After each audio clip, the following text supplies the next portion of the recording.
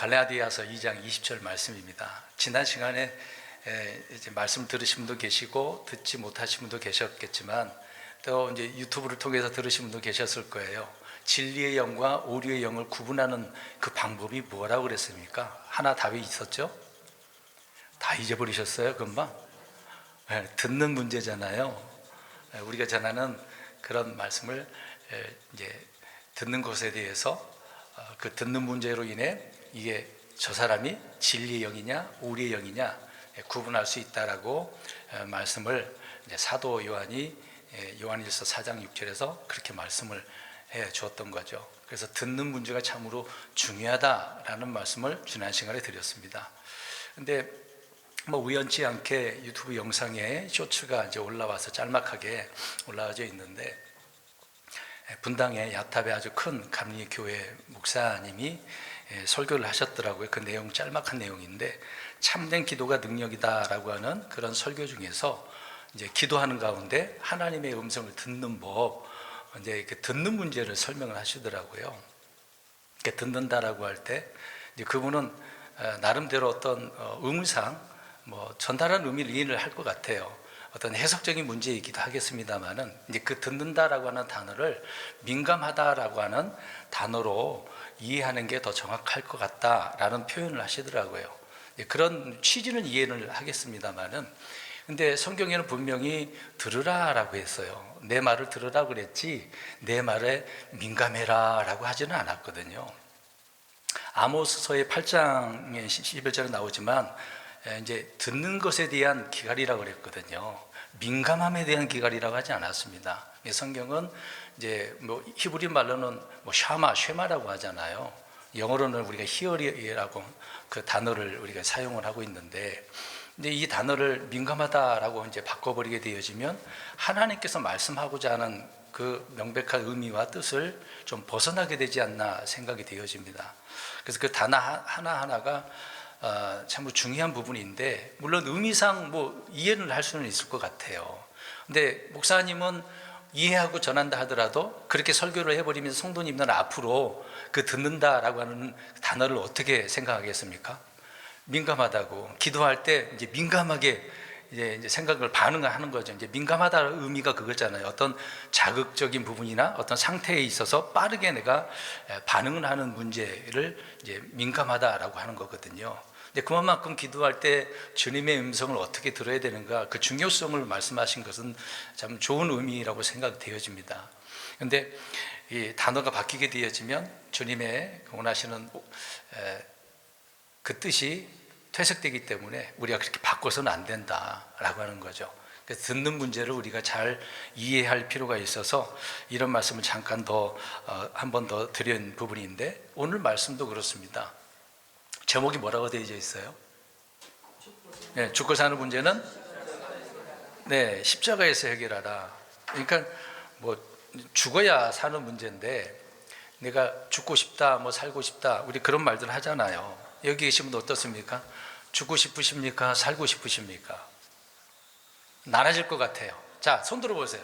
죽고 싶습니다. 한 분밖에 안 계세요? 그럼 살고 싶으십니까? 몇 분밖에 안 계시네요? 그럼 나머지는 뭐 어떻게 하자는 거예요? 뭐 이것도 아니고 저것도 아니고, 뭐 사는 것도 아니고 죽는 것도 아닌가요? 뭐 이 질문에 우리가 오해를 하지 말아야 될 부분이긴 하는데, 근데 뭐 이것이 나를 위한 것이냐, 아니면 주님을 위한 것이냐, 아니면 다른 누군가를 위해 죽고 또 살고 싶은가, 많은 질문들을 그렇게 하고 또 스스로가 그렇게 해보려고 하는 부분도 있겠죠. 근데 사람이 누군가를 위해서 죽는 일도 사실상 힘들고 어려운 일입니다. 누가 다른 사람을 위해서 죽을 수 있겠습니까? 쉽지가 않은 거잖아요. 그렇지만 또 누구를 위해서 사는 것, 이건 더욱더 어려운 것입니다. 누구를 위해서 산다라고 하는 건 더 어려운 문제다라고 하는 것입니다. 그래서 그리스도인들 가운데 주님을 위해 초계같이 자신을 이제 버리겠다라고 하는 사람도 굉장히 많습니다. 뼈를 묻겠습니다. 목숨 바치겠습니다. 사실 그런 사람 말을 믿지도 못해요. 여러 번 말씀드렸지만 우리 교회에 그렇게 고백을 하신 분들 몇 분 있었는데 다 나가셨어요. 얼마 계시지도 않고 나가셨어요. 근데 그렇게 말하는 사람이 굉장히 많습니다. 그러나 오늘날 교회는요, 주님을 위해서 죽을 수 있는 사람이 필요한 게 아니라 주님을 위해서 사는 사람이 필요하다라는 것을 우리는 성경을 통해서 알 수 있습니다. 성도 여러분, 성도가 되면은 이후로는 주님을 위해서 살아야지, 아니면 하나님의 뜻대로 살아야지, 이런 결심을 한두 번 정도는 해보잖아요. 뭐 자주 할 수도 있겠지만, 그렇게 한번 생각해 보신 분 계시나요? 몇 분 계시네요.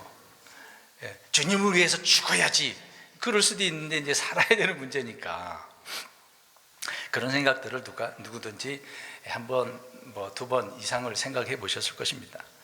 갓 거듭난 성도는 대부분 구원의 어떤 감격이 있겠죠. 나를 이렇게 구원해 주셨구나, 주님의 은혜가 너무 놀랍다, 막 노래도 찬양도 막 잘 나오잖아요. 그런 감격과 또 믿음의 선한 양심이 생기면서 남은 생애는 모두 주를 위해서 살리라라는 이런 굳은 결심 다 하게 마련인 것이죠. 대부분 다 그렇게 할 겁니다.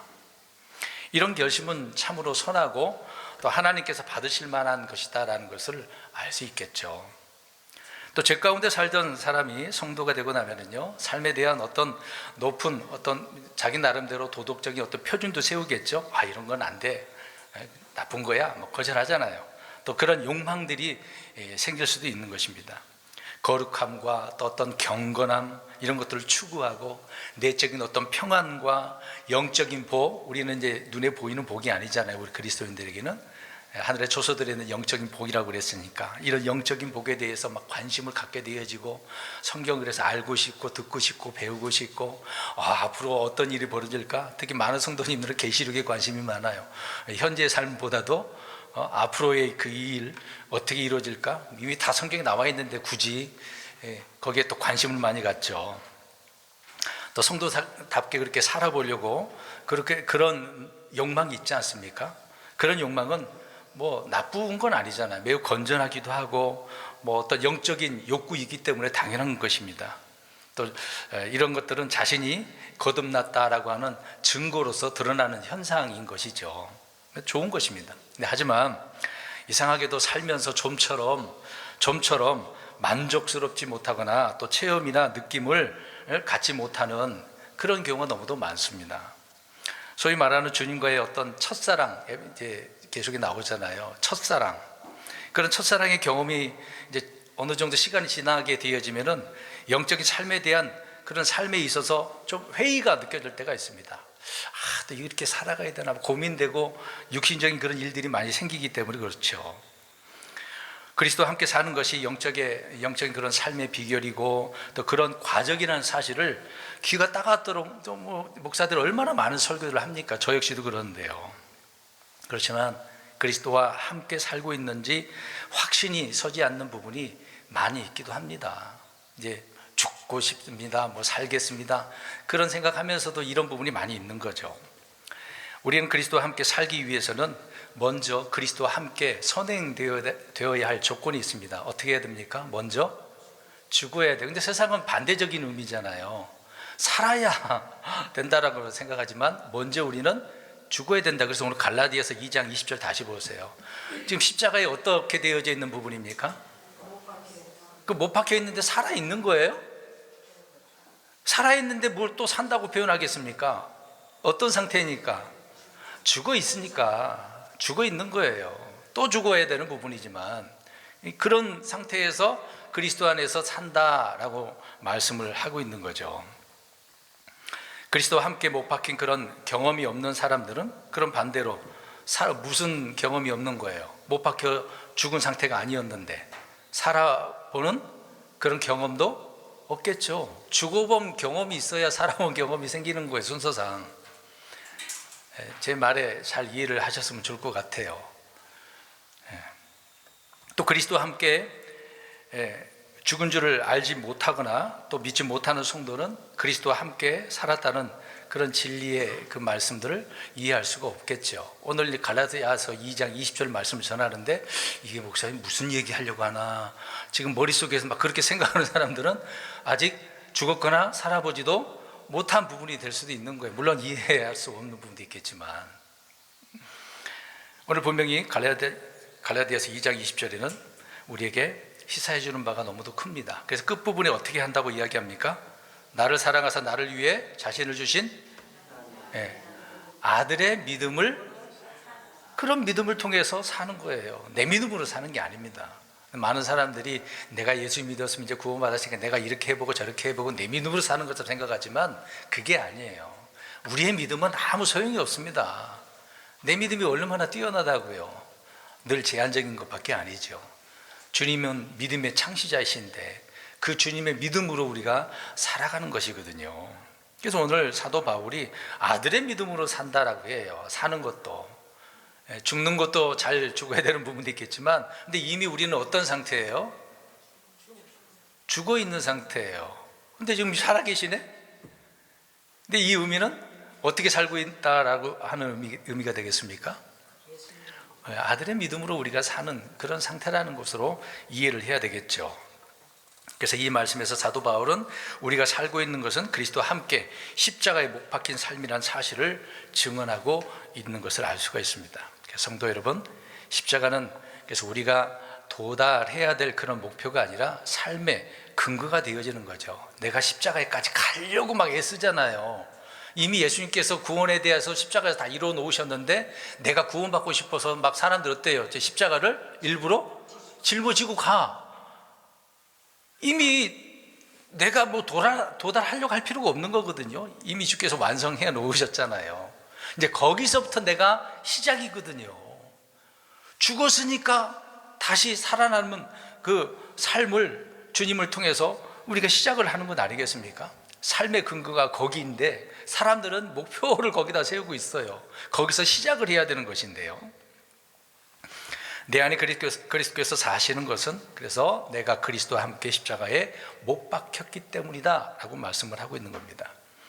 갈보리의 십자가는 그리스도의 십자가이기도 하면서 동시에 누구의 십자가가 되겠습니까? 저와 여러분의 우리 그리스도인의 십자가인 것이죠. 성도에게 모든 출발점은 십자가이다 라고 하는 것입니다.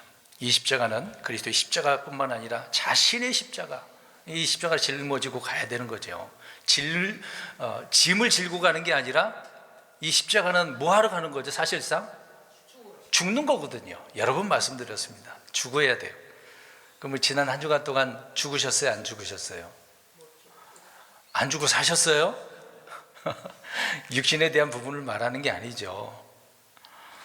말씀을 통해서 이제 세상의 환경적인 그런 부분이 아닌 것입니다. 여러분, 성도의 3대 원수가 있어요. 저와 여러분의 원수가 있습니다. 원수가 누굴까요? 원수, 우리 어떤 인간관계 속에서 나와 적을 진 그런 사람을 원수로 생각해서는 안 되겠죠. 우리의 원수는 마귀가 되겠죠. 또 죄와 세상인 것입니다. 이게 원수예요. 우리랑 마귀도 원수고 죄도 원수고 세상도 원수예요. 근데 이것보다 더 무서운 것이 있어요. 오늘 강조하고자 하는 부분이긴 합니다만은 육체의 정욕이죠. 육체의 정욕. 오늘 우리가 주의 만찬을 행하게 될 것입니다. 근데 뭐 2달에 한 번 하는 것인데 이 만찬에 참여할 때에 이런 문제를 우리가 잘 이해하고 또 깨닫고 주님의 명령을 이해하는 가운데 참여를 해야지, 여전히 나를 자꾸 살리면서 이 빵과 잔을 받으려고 한다면 주께서 기뻐하지 않는다라고 하는 것이거든요. 그런 의미에서 오늘 말씀을 드리는 건데, 그래서 우리는 육체의 정욕을 참 해결을 할 수 있는 사람들이 되어야 된다라고 하는 것입니다. 육신을 입고 이 땅에 사는 동안에 육체의 정욕보다 영적인 그런 생활을 방해하는 것, 바로 이 육신의 정욕이거든요. 사실 뭐 마귀, 죄, 세상 이런 것들이 우리를 많이 방해한 것처럼 생각하지만 갈라디아서 거기에 보면은 바울이 왜 육신의 그 정욕, 소욕에 대해서 강조를 하고 있겠습니까? 우리가 주님을 위해서 살아야 된다고 하는데 그런 영적인 삶을 방해하는 것이 뭐라고요? 육신에 대한 것이에요. 육신의 정욕입니다. 사람들의 행동을 유발하는 그 힘이 바로 이 정욕 아니겠습니까? 정욕대로 막 욕구가 넘치는 거죠.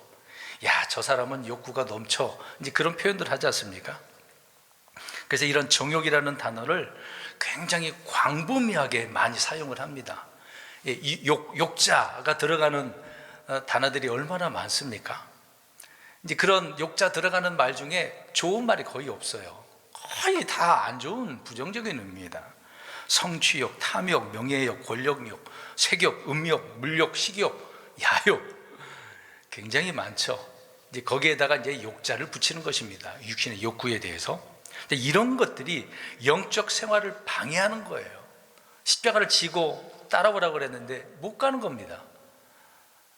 나를 또 죽이고 그래야 되는 면이 있는데 못 죽이는 이유가 이 욕구가 나를 방해를 하고 있는 거거든요. 그래서 사도 요한은 육신의 정욕, 안목의 정욕, 인생의 자랑, 이 세 가지를 언급을 했어요. 또 야고보서를 보게 되어지면 전쟁의 원인이 뭐라고 나옵니까?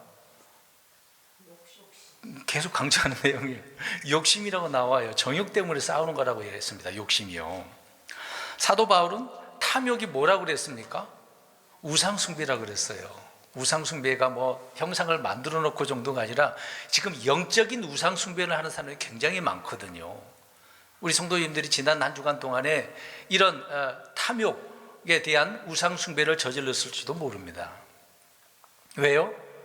그렇게 한 이유가 뭐겠습니까? 우리가 십자가에서 지금 죽었는데 지금 안 죽은 상태로 또 살아가고 있는 거죠. 현실의 이 육신의 문제를. 그리고 육신의 정욕은 성령을 거슬러 늘 싸우는 겁니다. 갈라디아서 말씀하고 있잖아요. 그래서 반드시 이 부분을 처리해야만 우리가 영적 생활을 할 수가 있고 또 주의 만찬을 참여할 때 오히려 감사가 넘쳐요. 처음에 이제 우리가 구원받고 나서 이 만찬을 하게 되어지면 막 감격에 의해서 막 눈물도 나더라고요. 저도 그랬거든요. 고등학교 2학년 때 구원받고 그 당시에 이제 우리는 침례지만 이제 그 당시에는 이제 세례거든요. 세례받고 이제 그 성만찬이라고 그래요. 이제 장로교에서는 그걸 참여할 때 구원에 대한 감격이 얼마나 감격이 넘치는지 주님 너무도 감사합니다. 눈물 콧물 흘리면서 훌쩍훌쩍거리면서 그랬거든요. 너무나 감격에 넘쳤던 것이죠. 그러니까 이런 면에 있어서 주께서 이런 말씀을 하셨으니까 너무도 기쁘고 감사할 일 아니겠습니까? 근데 육신적인 이런 문제들을 생각해 보면 우리의 신앙생활을 계속 방해하는 문제가 너무도 커서 타격을 입고 또 넘어지고 실패하는 그런 경우는 너무도 많습니다. 그래서 성도들이 흔히 간과하는 육체의 정욕에 대해서 성경은 늘 경고를 하고 있습니다. 특히 사도 바울이 바울 서신에서 이걸 강조를 하고 있는 거죠. 오늘 읽은 말씀도 이런 부분입니다. 우리 또 성경을 좀 찾아보도록 하겠습니다.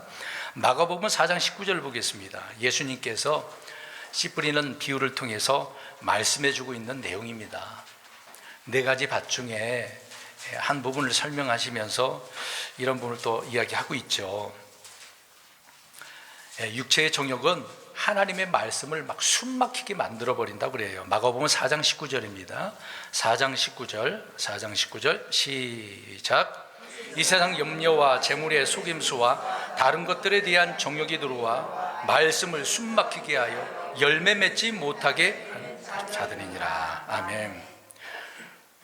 이제 세 가지를 언급했잖아요. 세상 염려, 재물의 속임수, 다른 것들에 대한 정욕이 들어왔다 그랬어요. 욕자 들어갔잖아요.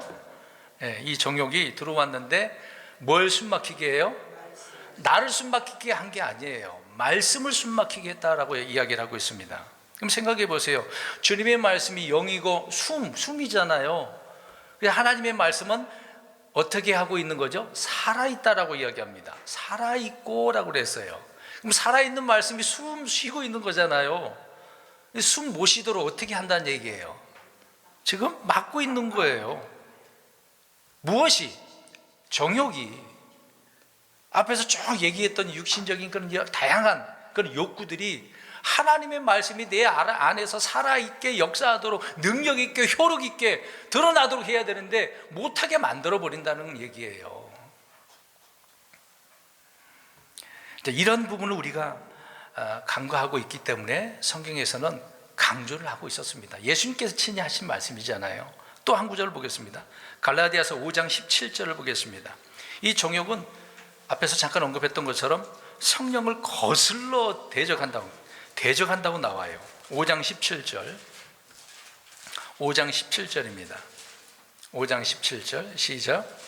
육신은 성령을 대적하여 욕심을 부리고 성령은 육신을 대적하나니 이 둘이 서로 반대가 되므로 너희가 원하는 것들을 너희가 할 수 없느니라. 네. 성령과 육신이 서로 반대가 돼요. 원수지간이란 얘기예요. 늘 싸울 수밖에 없어요. 근데 육신은 성령님과 늘 대적해서 욕심이 계속 나오는 거죠. 영적인 부분보다도 육적인 것을 더 막 가지라고 욕구를 내라고 내 속에서 막 솟아나는 거죠. 누르고 또 눌렀는데도 다시 솟아나는 것. 그런데 이 문제는 이런 것들이 너희가 원하는 것들이라고 그래요. 그럼 원하는 것들이 뭐겠습니까? 세상 사람들이 말하는 것처럼 원하는 것들이 뭐예요? 잘 먹고 잘 살고 뭐 부자가 되고 건강하고 흔히 뭐 여러 가지 뭐 복 얘기하고 그러겠죠. 우리는 눈에 보이는 것이 아니죠. 영적인 것이니까. 그러면 영적인 것으로 우리가 여기서 원하는 것이 무엇이 있겠습니까? 우리 성도님들 대답해 보세요. 영적인 부분 속에서 원하신 거 있으실 거 아닙니까? 무엇이 있습니까, 집사님? 네? 하나님에 대해서 알고 싶으신 거? 하나님의 일을 잘하고 싶은 그런 원하는 거, 그런 부분이 원하시는 거다. 네, 뭐 틀린 말씀이 아니고 본인이 생각하는 것이니까. 뭐 기도하는 거나 뭐 찬양하는 거나 경배하는 거나 뭐 전도하거나 성경 열심히 읽거나 뭐 열심히 배우거나 여러 가지가 있겠죠. 근데 이런 것들도 못하게 하는 것이 뭐라고요? 육신의 문제라는 얘기죠. 육신의 정욕이 이런 것들을 못하게 만들어서 대적을 자꾸 하게 되어집니다. 성령님을 대적을 해서 성령님의 열매가 맺어야 되는 거 아니겠습니까? 화평도 없고 기쁨도 없고 사랑도 없고. 사랑 얘기 나왔으니까. 근데 그럼 우리가 서로 사랑을 해야 돼요. 근데 육신의 정욕은 사랑보다도 뭘 강조합니까? 뭐 사랑의 반대 미움이잖아요. 미움을 불러일으키는 거잖아요. 교회에 와서도 서로 사랑해야 되는 사랑의 관계가 돼야 되는데 뭐 이거 트집 잡고 저거 막 보이는 외형이라든지 말하는 거라든지 나에게 어떤 잘못 말한 것 부분에 생각나서 미워하는 마음이 막 넘쳐. 근데 거기에 나가서 고린도전서 13장에 표현한 대로 시기, 질투, 막 분내고 성내고 이런 것들이 얼마나 많이 나옵니까? 이런 것들을 할 수가 없는 거죠. 잘못된 것만 만들어내는 것이니까. 그래서 늘 성령님을 대적해서 열매를 맺지 못하게 만드는 거죠. 그 다음에 또 한 구절 보겠습니다. 로마서 8장 7절을 보시기 바랍니다. 주님의 말씀의 법이 있는데 그 하나님의 법에 복종하지 못하도록 순종해야 되는데 그 말씀을 따라가야 되는데 따르지 못하도록 해버린다는 얘기죠. 7절을 읽겠습니다. 시작. 육신의 생각은 하나님의 법에 복종하지 아니하며 참으로 복종할 수도 없으므로 하나님과 원수되느니라. 아멘. 육신의 생각, 뭐 생각뿐이겠습니까? 그런 욕구들이 하나님의 말씀을 따라서 순종하며 살아가야 되는데 못하도록 막고 있는 거죠. 오히려 주님의 말씀보다도 무엇에 복종하게 됩니까? 사람의 말, 마귀의 말. 마귀가 막 달콤한 말을 귀에다 막 넣어줘. 가룟 유다에게 야 예수 팔아, 지금 때야, 지금 아니면 안 돼, 지금이니까 예수님 팔아, 이런 말을 줘버리면 거기에 넘어가는 거죠. 현혹이 금방 되어지는 겁니다. 저와 여러분을 지난 한 주간 동안 마귀가 얼마나 속상했겠어요. 이것도 하지마 저것도 하지마, 그거 해서 뭐해, 교회 가면 뭐하냐, 목사 말 들어서 뭐하냐, 성경 읽으면 뭐하냐, 야 오늘 기도할 필요 없어, 내일 또 있잖아, 내일 기도해. 자꾸 막 미루게 되어지고 이런 생각들을 가져다 주니 언제 주님의 말씀에 복종할 수 있겠습니까? 옆 사람 한번 쳐다보세요. 그렇게 보이십니까? 네? 하나님과 원수가 되는 삶을 우리는 늘상 생활 속에서 경험을 하고 있는 문제인 것이죠. 육체의 정욕은 세상 사람들의 삶의 동기고 목적이니까 그러겠죠. 그래서 이 땅에서는 육체의 정욕을 따라서 살지 않는 이가 없습니다. 항상 그렇게 살아가는 거예요. 그런데 이런 부분에서 성도들이 육체의 정욕에 대한 이런 영적 지식이 빈약하니까 늘상 넘어지고 쓰러지고, 오늘도 넘어졌어요, 하나님 어떻게 해요, 괴로워요. 그래서 아까 처음에 우리 고백할 대로 어떻게 하고 싶은 거예요? 살고 싶은 것보다도 다 죽고 싶다 그래. 분명히 살고 싶다 그랬잖아요. 근데 이런 부분만 보면은 죽고 싶어, 주님 빨리 오시지, 이런 생각만 하는 거거든요. 이런 생각을 누가 주고 있는 거예요? 무슨 생각이에요? 이런 것들은 육신의 생각이고 마귀가 주는 생각이죠. 그러니까 우리는 육신의 정욕을 너무 과소평가해. 굉장히 무서운 거라니까. 마귀, 죄, 세상보다도 이게 더 무서운 거거든요.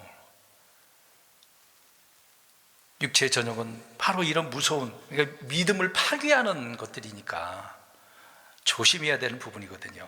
그래서 성경 끊임없이 육체의 정욕에 대해서 경고하고 있고, 이 정욕은 죽음 외에 어떤 것으로도 해결할 수 없다라고 말씀을 하고 있는 겁니다. 그럼 어디에서 죽으면 되는 거예요? 그렇죠. 우리 항상 거기서 시작점이라니까. 죽어서 시작을 하는 거잖아요. 사는 거잖아요. 그렇게 시작을 해야 되는데 이것을 잘 안 하려고 하는, 생각을 안 하고 있는 그런 문제가 있는 거죠. 그러므로 우리는 성경을 통해서 육체의 정욕을 어떻게 다루어야 되는지도 알아야 될 것입니다. 또 성경을 찾아보겠습니다. 베드로전서 4장 2, 3절입니다. 두 구절입니다. 정욕대로 살지 말라 그래요. 정욕대로 안 살면 어떻게 살아야 되겠습니까? 베드로전서 4장 2절 3절입니다. 베드로전서 4장 2절 3절 읽겠습니다. 시작. 그러므로 그는 육체 안에 거할 자기의 남은 때를 더 이상 사람들의 정욕을 따라 살지 아니하고 하나님의 뜻을 따라 살아야 하리라.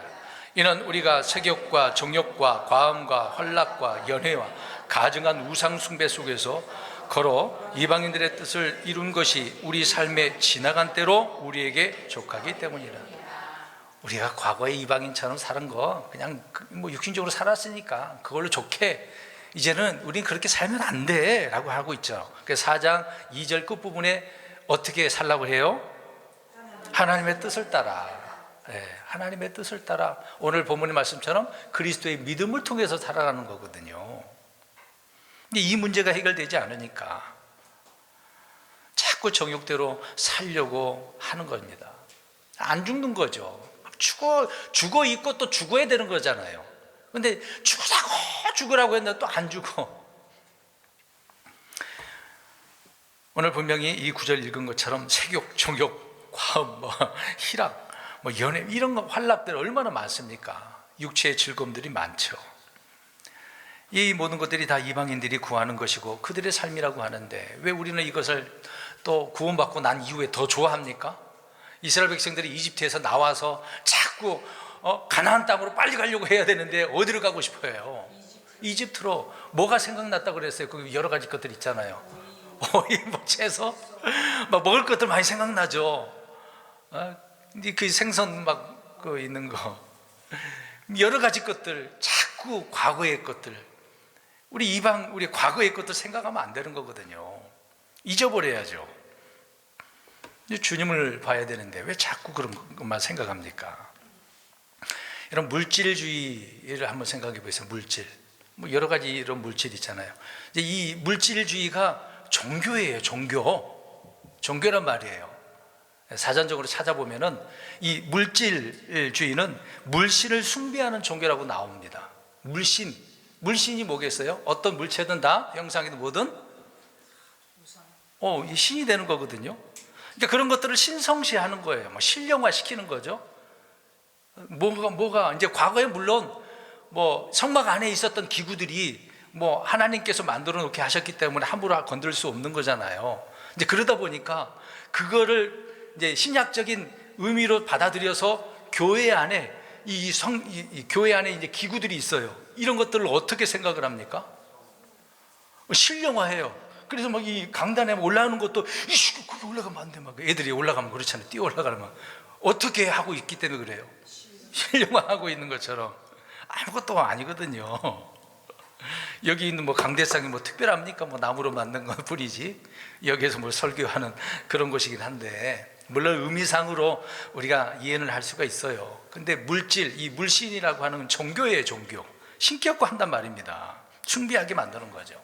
자본주의는 어떻습니까? 지금 오늘날 우리 한국은 무슨 주의예요? 민주주의는 자본주의잖아요. 자본주의. 자본주의도 마찬가지로 무엇을 숭배합니까? 자본이라는 단어를 생각해 보면 물질, 돈이거든요. 돈. 이 자본주의에서 돈이면 다 되는 겁니다. 다른 사람 상관도 없어요.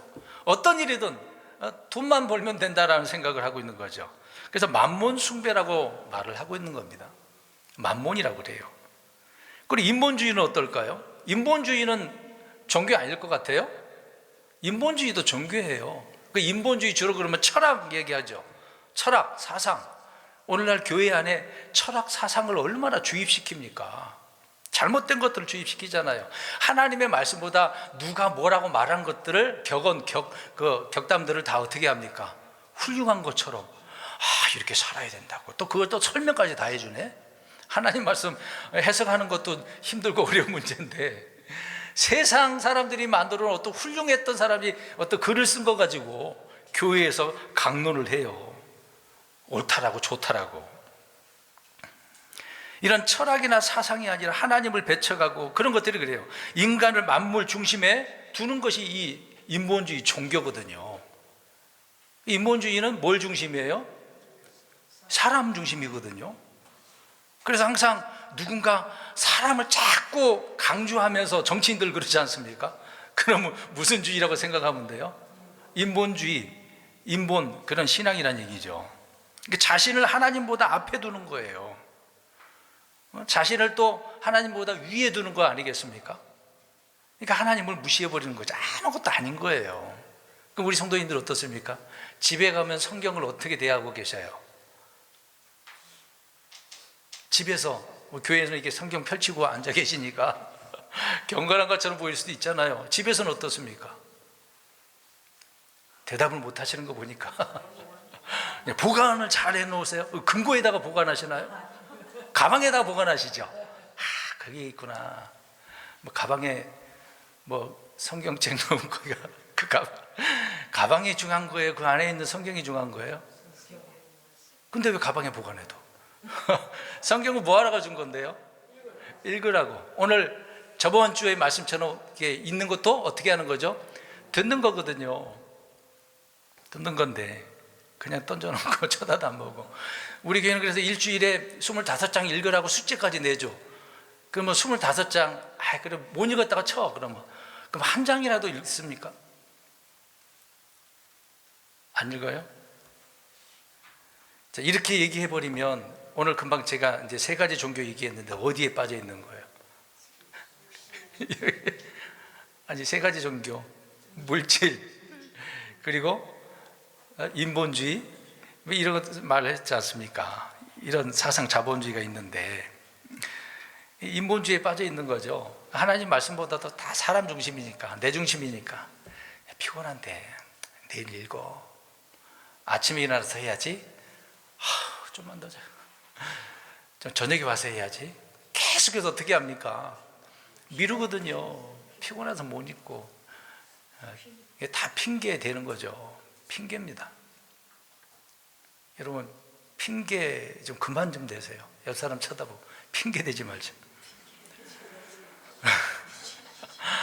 언제까지 핑계 대면서 사시려고 그래요? 이 핑계 저 핑계 대면서. 아까 우리 고자매님이 아침에 누굴 만나서 교회 안 나가면서 자기 보고 자기 보고 자기를 위해서 기도해 달라 그랬대요. 본인이 직접 기도하지 교회도 안 나가면서. 그래서 제가 드리는 말씀이 교회 안 나가려고 하는 핑계라고. 나가고 싶지 않으니까 그런 핑계 대는 거예요. 믿고 싶지 않으니까. 그렇게 인본주의로 만들어가는 겁니다. 주님의 말씀이 아니라 자꾸 다른 철학이나 사상을 주입해 주고 있는 거죠. 그래서 오늘 금방 4장 2절 3절 말씀처럼 정욕대로 살지 아니하고 어떻게 살아야 된다? 하나님의 뜻대로. 지금 산다 하고 저는 강조하고, 죽는 것도 문제지만 사는 것도 중요한 거잖아요. 십자가에서는 어떻게 해야 돼요? 죽어야 되는 거고 거기서 사는 거거든요. 사는 거예요. 그 다음에 두 번째로 베드로전서 1장 14절 15절 두 구절 보겠습니다. 정욕들에 맞추어서 살지 말래요. 맞춘다라는 생각을 해보세요. 같이 가는 거잖아요. 거기에 내가 끌려가고 거기에 초점을 두고 있는 거잖아요. 베드로전서 1장 14절 15절 시작. 순종하는 자녀들로서 무지하던 때에 이전 정욕들에 너희 자신을 맞추지 말고 오히려 너희를 부르신 분께서 거룩하신 것 같이 너희도 온갖 종류의 행실에 거룩할지니. 정욕들에 맞추지 말래요. 그럼 육신을 어떻게 하나님처럼 거룩하게, 내가 거룩하니 너희도 거룩하라 그랬잖아요. 거룩함에 온갖 종류의 행실이 있지 않습니까? 여러 가지. 거룩한 그러면은 어떤 행위적인 부분을 또 강조하니까 몸이 거룩해야 되잖아요. 더럽혀지지 않고. 근데 분명히 하나님을 알지 못하던 때에 따르던 정욕이라고 되어 있어요. 모를 때는 그렇게 사는 것이 자기 삶이니까 그러겠죠. 이제 그런 것들은 육신의 정욕, 안목의 정욕들은 아니겠습니까? 세상 사람들의 이제 흔히 말할 때 열정 그러잖아요. 열정. 근데 정욕자식 그 단어가 들어갑니다. 그러니까 열은 뭐예요? 열. 뜨거운 열자 들어가는 거잖아요. 그러면 욕구가 어떻다는 얘기예요? 뜨겁다, 불꽃, 불타는 것을 이야기하는 거잖아요. 근데 이런 것들은 방법은 물론 다르겠습니다만 추구하는 것들은 다 똑같아요. 한 가지예요. 어떤 사람은 이제 방법은 다르다고 그랬는데 학문을 통해서 자신의 욕구를 학구열을 채우고자 공부만 하는 사람이 있어요.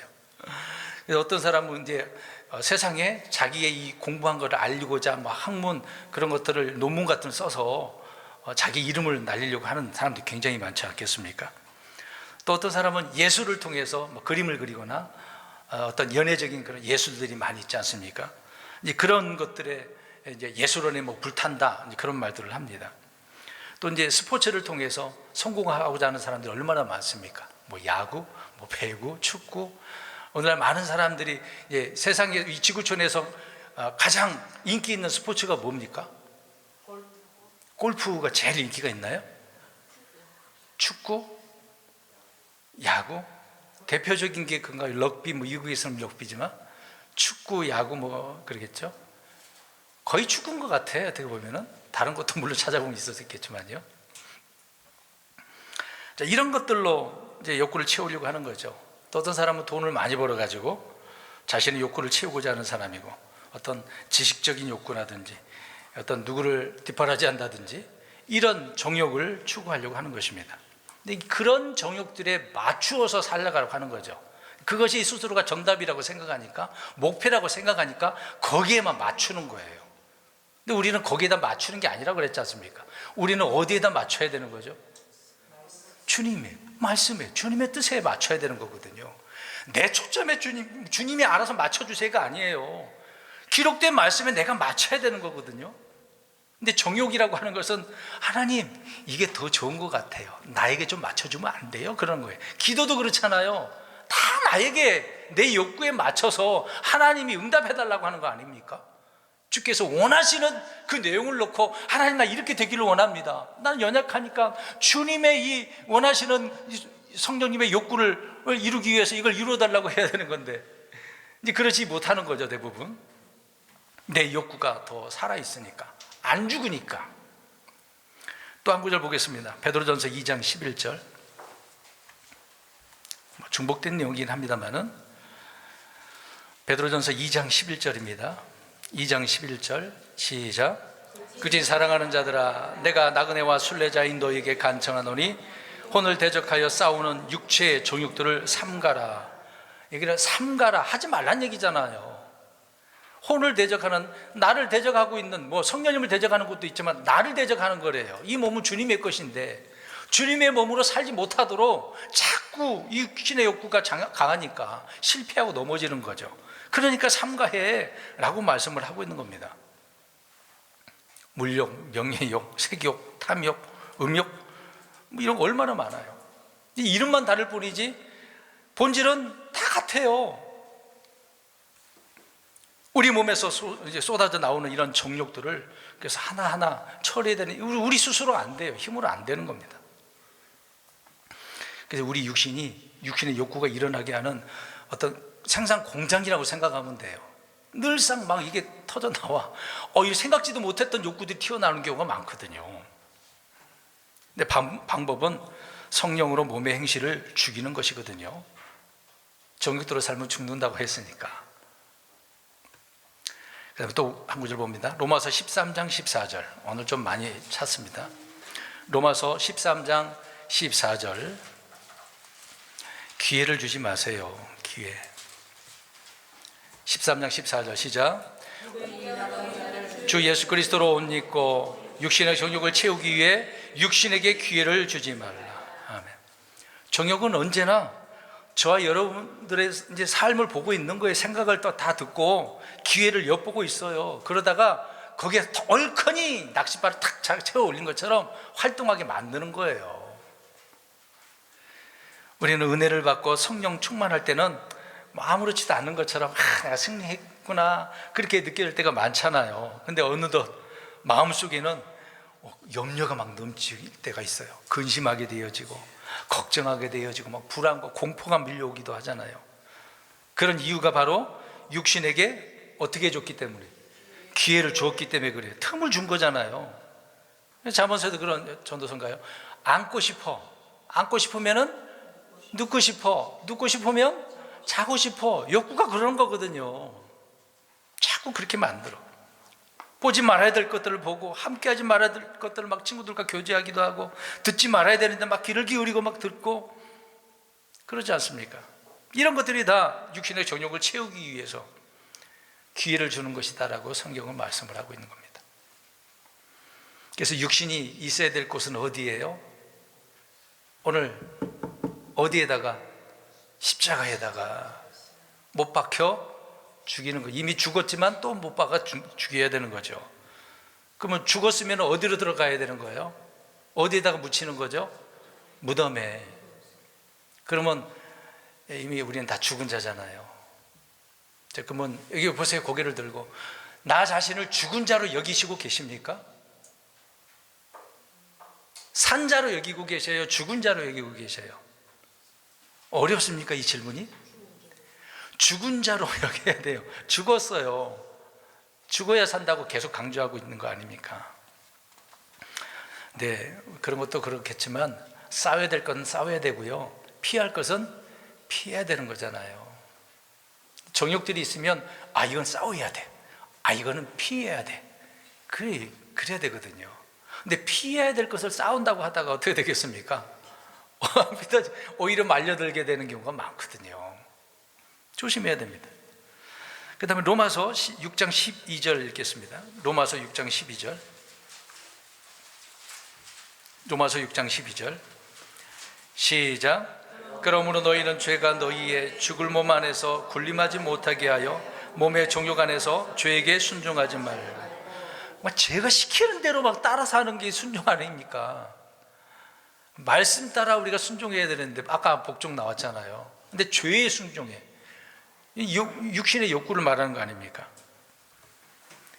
이것이 우리 안에서 군림하지 못하도록, 다스리지 못하도록 해야 되는데 그냥 내어주는 거야. 알아서 하세요. 알아서 하세요. 오늘 원하는 대로 다 하세요 라고 누구한테 그렇게 하는 거예요? 내어주는 거예요? 내 속에 있는 죄, 육신의 욕구에다가 주님 나를 오늘 책임져 주세요가 아니라 내 안에 있는 욕구 보고 책임져 줘. 거기다 맡기는 거죠. 그래서 십자가에 죽이지 못하니까 그런 일이 벌어지게 되는 겁니다. 여러분, 그러면 언제 승리하겠습니까? 이미 승리를 주신 그 주님의 승리를 통해서 우리는 승리할 수가 있거든요. 그랬는데도 불구하고 승리의 기쁨을 더 맛봐야 되는데 이 정도면 됐겠어 하고 그렇게 하다 보면 이제 승리가 아니라 늘 어떤 자로 살아가는 거예요? 승리가 아니라 패배자로 살아가는 거예요. 패배자로. 계속 죄라고 하는 것은 육신의 정욕을 자극하는 겁니다. 자극. 막 일깨워져요. 깨워져. 말씀으로 깨닫는 게 아니라 죄의 욕구를 통해서 막 깨닫는 거예요. 그래, 그래서 훔친 사과가 달어 맛있어. 그렇게 만드는 거거든요. 이렇게 해봐. 우리 속에서 막 욕구가, 마귀의 유혹보다도 내 욕구가 그렇게 만든다고요. 이게 더 좋다니까. 오늘 교회 일요일날 한 번만 빠져봐, 두 번만 빠져봐, 또 빠져봐. 그런 욕구가 맛을 보면 그냥 편안히 스스로가 생각하는 거죠. 마약이라고 하는 것이 어떻습니까? 계속 맞으면 죽는지 무디어지는 거죠. 감각이 없어요. 죄라고 하는 것이 그렇게 만드는 겁니다. 유일한 해답은 그래서 그리스도의 십자가라고 말하고 있습니다. 5장 24절에 갈라디아서 그리스도께 속한 자들은 애착들과 정욕들과 함께 육신을 십자가에 못 박았느니라. 못 박으셨나요? 네. 박았으니까 우리가 살았겠죠. 살고 있겠죠. 이방인들과 그리스도인의 그 차이가 바로 육신과 함께 정욕이 십자가 박혔느냐 아니면 박히지 않았느냐, 그 차이일 뿐인 거죠. 로마서 7장 또 읽겠습니다. 17절에서 20절. 그 죄의 유혹, 그 자극하는 것, 충동이 마귀가 이런 것들로 늘 우리를 공격하는 무기예요. 무기. 자꾸 그런 걸 하는 겁니다. 로마서 7장 17절에서 20절 시작.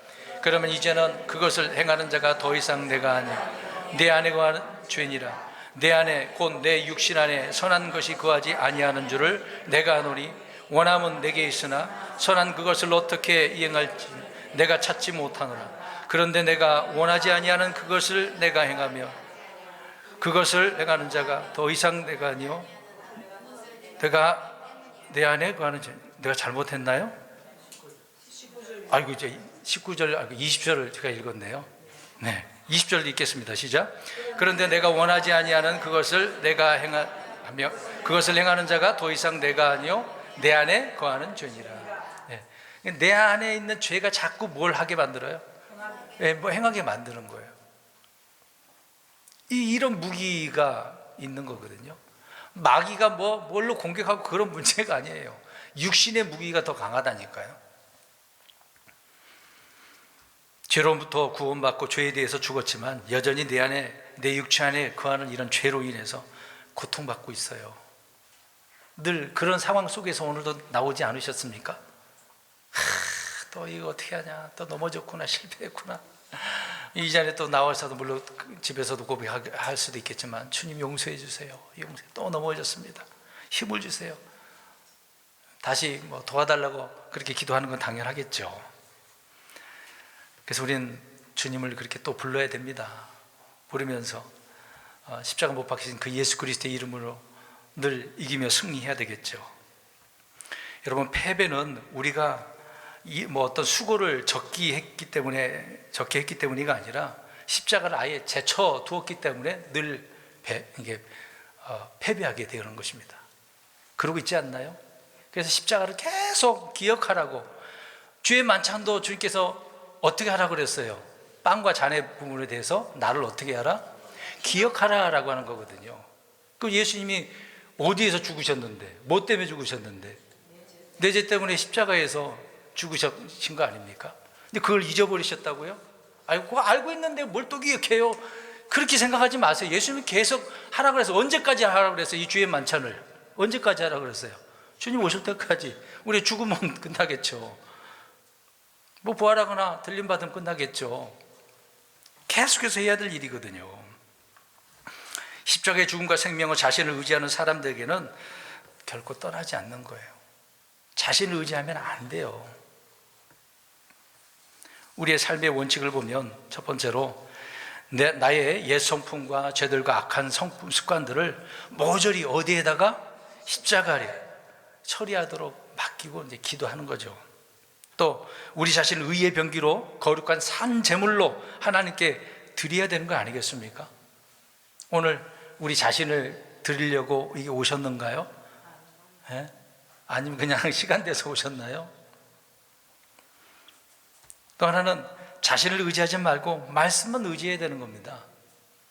마지막으로는 보세요. 마귀와 죄는 죽었을까요? 살아있을까요? 살아있죠. 죽지 않았어요. 죽은 것은 뭐예요?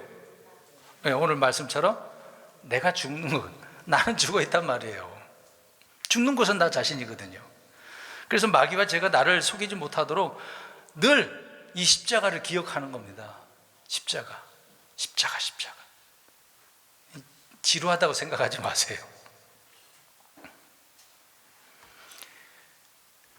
하나님의 아들을 믿는 믿음 안에서 산다고 그랬는데 이 믿음만이 지속적인 승리를 줄 수 있기 때문에 그러는 것입니다. 그래서 어느 날 우리가 이제 깨닫게 될 거예요. 막 분노가 넘쳤는데 이제 분노하지 않고 짜증도 안 내고 근심하지도 않고 불안해하지도 않고 막 그런 상황 가도 오히려 막 평안해. 오히려 감사와 기쁨이, 찬양이 막 넘치는 거죠. 그럴 때 막 스스로 자신의 놀라움을 발견하게 되지 않겠습니까? 이런 삶을 우리가 살아가는 걸 때, 야, 삶이 재미가 있구나, 즐겁구나, 기쁘구나, 라는 고백이 나는 거잖아요. 뭐 믿음으로 산다고 그냥 사는 것처럼 생각하지 마세요. 이렇게 살아가는 것이 기쁨이거든요. 근데 그 기쁨을 생각 안 하고 늘 살아가는 환경 때문에, 내 욕구 이런 것 때문에 죽어야지 이런 생각만 하는 거예요. 그런 생각은 누가 주는 거예요? 막 해가지고 내 안에서 욕구가 자꾸 그렇게 만드는 거라니까요. 결론적으로 오늘 주의 만찬에 참여하실 때에, 빵과 잔을 나눌 때에 주님을, 이 십자가를 기억하시라고요. 내가 죽어야 어떻게 하기 때문에? 살기 때문에. 오늘 제목을 다시 한번 읽겠습니다. 주보를 보시고 제목을 읽으세요. 시작. 죽고 사는 문제는 십자가에서 해결하라. 이 십자가를 놓으면 죽고 사는 문제는 해결되는 거거든요. 그런데 여기에서 해답을 얻는 게 아니라 삶 속에서 자꾸 내가 해보려고 하는 거잖아요. 그러면 패배자가 될 수밖에 없습니다. 주님을 통해 죽었다고 한다면 이제 주님을 위해 사는 그리스도인이 되어서 주님의 기쁨의 자녀로, 오늘도 내일도